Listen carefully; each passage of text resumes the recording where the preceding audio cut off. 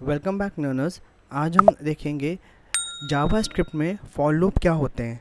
तो अगर उसकी डेफिनेशन की बात करें फॉर लूप की, तो फॉर लूप एक टाइप के स्टेटमेंट्स हैं जो कि एग्जीक्यूट करते हैं स्टेटमेंट्स को जब तक कंडीशन ट्रू नहीं होती है।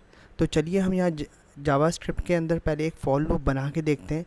तो आप यहाँ स्क्रीन पे देख सकते हैं मेरे सामने एक HTML का कोड है और उसके अंदर एक टैग है स्क्रिप्ट टैग। तो स्क्रिप्ट टैग के अंदर मैंने एक वेरिएबल डिक्लेयर किया n और उसकी वैल्यू दे दी 5, और एक और वेरिएबल डिक्लेयर किया i और उसकी अभी कोई वैल्यू नहीं दी। अब नेक्स्ट लाइन पे गया मैं, अब मैंने यहाँ पे एक कमेंट लिखा और कमेंट में मैंने ये लिख दिया फॉर लूप। तो ये कमेंट लिखने का ये लॉजिक है कि जो भी देखेगा उसे पता लग जाएगा कि नीचे से जो कोड स्टार्ट हो रहा है नेक्स्ट लाइन से वो फॉर लूप का है। तो यहाँ पे नेक्स्ट लाइन पे मैं गया और वहाँ पे मैंने टाइप किया for bracket open i equal to 1 semicolon, i is less than equal to n semicolon i plus plus. तो आप देख सकते हैं ये फॉर लूप का पूरा मैंने यहाँ पे सिंटैक्स के हिसाब से कोड लिख दिया है। फिर नेक्स्ट लाइन पे मैं जाऊँगा और पैरेंथेसिस ओपन करूँगा। तो यहाँ पे मैं वो स्टेटमेंट लिखूँगा जो कि मैं प्रिंट कराना चाहता हूँ। तो मैंने लिखा डॉक्यूमेंट डॉट राइट और इसके अंदर मैंने एक स्टेटमेंट लिख दिया है, \n लगाया और लिखा दिस इज़ फॉर लूप। तो कहने का मतलब यह है कि जब तक फॉर लूप की कंडीशन ट्रू होती रहेगी तब तक ये स्टेटमेंट प्रिंट होता रहेगा स्क्रीन पे। तो नेक्स्ट लाइन पे हम जाएंगे और फिर उसके बाद पैरेंथेसिस आप देख सकते हैं क्लोज किया हुआ है मैंने। इसको प्रोग्राम को हम सेव करेंगे। प्रोग्राम को रन करने के लिए हम रन में जाएंगे और प्रोग्राम को एग्जीक्यूट करेंगे। तो डॉक्यूमेंट डॉट राइट में जो भी स्टेटमेंट मैंने लिखा था, तो मैंने लिखा था दिस इज़ फॉर लूप। तो जितनी टाइम्स आया है ये आप देख सकते हैं यहाँ पे 1 2 3 4 5 टाइम्स आया है। सिमिलरली अगर मैं n की वैल्यू चेंज कर देता हूँ और 10 कर देता हूँ और सेव करके रिफ्रेश करता हूँ तो ये स्टेटमेंट 10 टाइम्स आपके स्क्रीन पे प्रिंट हो रहा है। तो चलिए अब आगे चलते हैं और वाइल लूप देखते हैं कि वाइल लूप क्या होता है। तो वाइल लूप एक आपका जिसके अंदर कंडीशन होती है और जब तक वो कंडीशन ट्रू है तब तक उसके अंदर के स्टेटमेंट्स एग्जीक्यूट होते रहते हैं। तो चलिए यहाँ पे आप HTML कोड देख रहे हैं। इस HTML कोड में मैंने एक स्क्रिप्ट टैग के अंदर उसके लिए मैंने एक वेरिएबल डिक्लेयर कर लिया जिसकी वैल्यू i इक्वल टू 0 है और फिर मैंने लिखा है while loop while i is less then 5। तो आप देख सकते हैं यहाँ पे i इज़ लेस देन 5 आपकी कंडीशन है और फिर पैरेंथेसिस ओपन और पैरेंथेसिस क्लोज।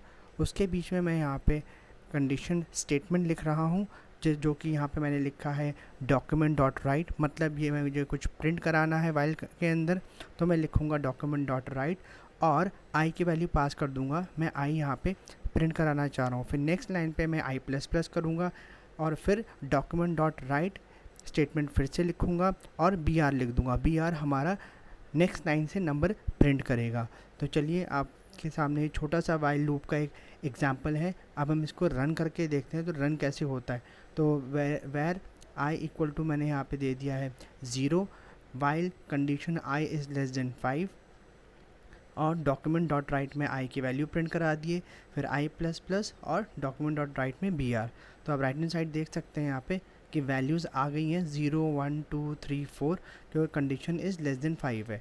तो अगर मैं यहाँ पे i की वैल्यू चेंज करता हूँ, फॉर एग्जांपल अगर मैं i की वैल्यू यहाँ पे ऊपर चेंज करता हूँ तो आप प्रिंटिंग में जो भी वैल्यूज़ आ रही हैं 0 से लेकर 4 तक वो चेंज हो जाएंगे। तो देखिए वाइल में मैंने कंडीशन में वैल्यू चेंज करी, यहाँ कर दिया मैंने 10 और i की वैल्यू मैंने कर दिया है 1। तो ये 1 से लेकर 10 तक ये क्या करेगा, प्रिंट करेगा। तो रिफ्रेश करके देखते हैं 1 से लेके 9 तक ये प्रिंट कर रहा है क्योंकि मैंने i की वैल्यू 1 दी है। तो इसको अगर मैं इक्वल टू लगा दूंगा यहाँ पे तो ये 10 तक चलेगा, 1 से लेके 10 तक। आप राइट हैंड साइड देख सकते हैं यहाँ पे रिफ्रेश करते ही 10 वैल्यू भी आ गई है, 1 से लेके 10 तक ये आपके सामने। तो फ्रेंड्स अब आगे बढ़ते हैं और नेक्स्ट टाइप का लूप देखते हैं जिसका नाम है do while loop in Java script. तो डू वाइल लूप में क्या होता है, इसमें भी हम पहले स्टेटमेंट एग्जीक्यूट करते हैं और फिर एंड में वो कंडीशन चेक करता है। तो आप देख रहे हैं मेरे सामने एक HTML का कोड एज इट इज़ लिखा हुआ है मेरे सामने। उसके अंदर स्क्रिप्ट टैग के अंदर मैंने एक वेरिएबल डिक्लेयर किया i इक्वल टू 0 और फिर नेक्स्ट लाइन पे मैंने लिखा डू और फिर उसके नेक्स्ट लाइन पे लिखा ओपनिंग पैरेंथेसिस, और उसके अंदर मैंने लिखा है डॉक्यूमेंट डॉट राइट और वैल्यू पास कर दी है आई। तो मतलब ये वो स्टेटमेंट है जो मुझे प्रिंट कराना है। फिर नेक्स्ट लाइन पे मैं गया और मैंने लिखा आई प्लस प्लस, और फिर नेक्स्ट लाइन पे मैंने लिखा document dot write B R. ये न्यू, हर नंबर को न्यू लाइन से ये प्रिंट करेगा, इसलिए मैंने यहाँ पे बी आर दिया है। इसको हम बी आर टैग बोलते हैं, जो कि डबल कोट्स में लिखा हुआ है। पैरेंथेसिस के बाहर आके हम लिखेंगे वाइल और वाइल फंक्शन, और उसके अंदर हम कंडीशन लिख देंगे। तो कंडीशन मैं यहाँ पे लिख रहा हूँ I should be less than 5। चलिए अब इसके बाद हम इसको रन करके देखते हैं कोड को। तो मैं इसको सेव करूँगा और कंट्रोल एस के थ्रू करूँगा और एग्जीक्यूट करूँगा। तो राइट हैंड साइड आप देख सकते हैं कि वैल्यूज़ जो है वो डिस्प्ले हो रही हैं 0 से लेके 4 तक। तो आप, क्योंकि आई की वैल्यू मैंने 0 दी है और वो एक एक करके वैल्यूज़ को प्रिंट कर रहा है पहले, और फिर उनकी कंडीशन चेक कर रहा है। यहाँ पे अगर मैं values less than equal to while में अगर करता हूँ तो आप देख सकते हैं वैल्यू आ जाएगी 0 से लेके 5 तक, क्योंकि वाइल में i is less than equal to 5 दे दिया है मैंने। तो वाइल कंडीशन में पहले स्टेटमेंट एग्जीक्यूट होगा, फिर एंड में कंडीशन चेक होगी। आई की वैल्यू 1 करने से प्रिंट होगा 1 2 5। तो आप देख सकते हैं 1 2 5 नंबर्स प्रिंट हो रहे हैं आई की वैल्यू 1 देने से।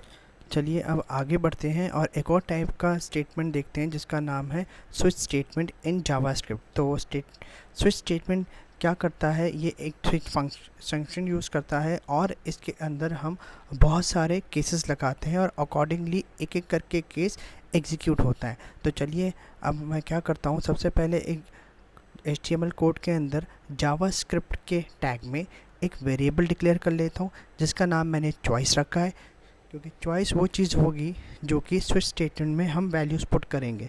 और यहाँ पे आप देखिए मैंने स्विच फंक्शन लिख दिया है और फंक्शन के अंदर अभी कोई वैल्यू पास नहीं है। मैं नेक्स्ट लाइन पे गया और पैरेंथेसिस मैंने लिख दी है। यहाँ पे मैं केसेस लिखूँगा, तो मैं लिख रहा हूँ केस 0, और केस 0 में मैं प्रिंट करवाना चाहता हूँ संडे। तो मैं इसके लिए लिखूँगा डॉक्यूमेंट डॉट राइट और फंक्शन के अंदर पास करूँगा संडे।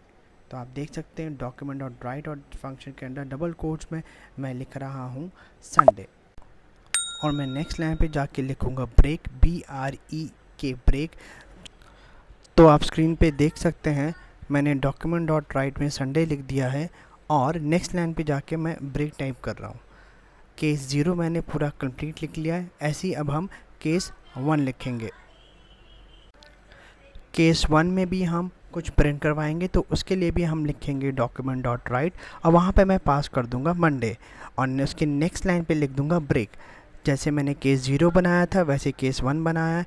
फिर जाके मैं लिखूँगा केस 2 और यहाँ पे भी मैं डॉक्यूमेंट डॉट राइट लिखूँगा और वहाँ पास कर दूँगा वैल्यू जो प्रिंट करानी है ट्यूसडे, और नेक्स्ट लाइन पे जाके लिखूँगा ब्रेक। तो आप देखिए 0 1 2 मैंने ये केसेस अभी बना लिए हैं, और अब हम नेक्स्ट केस बना रहे हैं जो है केस 3। और केस 3 में मैं डॉक्यूमेंट डॉट राइट जो फंक्शन है उसके अंदर मैं लिखूँगा वेडनेसडे, और नेक्स्ट लाइन पे जाके मैं लिखूँगा ब्रेक। सिमिलरली हम एक डिफ़ॉल्ट स्टेटमेंट यूज़ करेंगे कि अगर केस 0 1 2 3 4 नहीं है तो उसमें क्या मैसेज आना चाहिए स्क्रीन पे। तो डिफ़ॉल्ट के लिए हम लिखेंगे डिफ़ॉल्ट कॉलन, और उसमें मैं पास कर दूंगा statement document dot right the entered value not found. तो आप देखिए यहाँ पे मैंने सारे केस में अरेंज कर रहा हूँ, case 0, case 1, case 2, case 3, case 4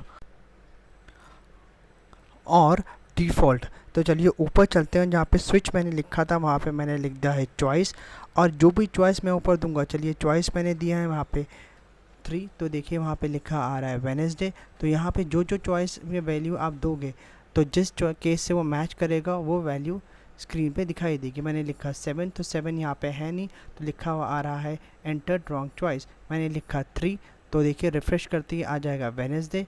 तो जो भी चॉइस में वैल्यू दूंगा उस हिसाब से ये आउटपुट स्क्रीन पे आएगा।